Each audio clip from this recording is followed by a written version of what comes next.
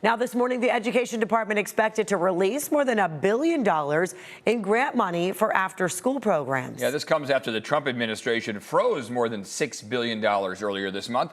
CBS 8's Chris Groh in the studio with the details. So some of these are unfrozen now? Or? Yeah, so we're looking at about $1.3 billion.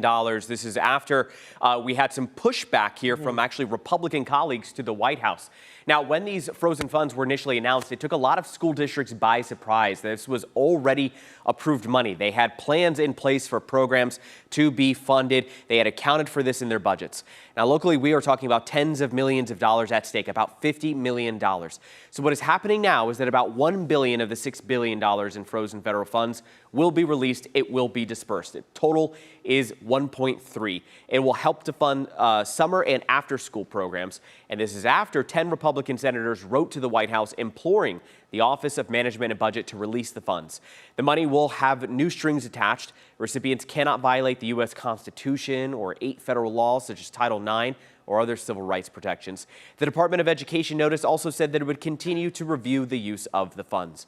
Unfortunately, according to the Associated Press, the freeze has already led to some programs closing because of the uncertainty between today and when the funds were frozen on July 1st. And remember, many summer programs have already started or were not able to start because they did not have the money.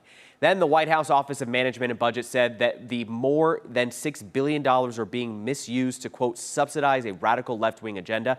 That's how they initially explained the freezing of the money.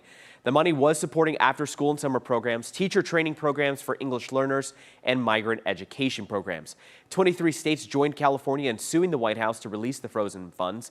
OMB says that they are still reviewing the use of the remaining $5 billion or so.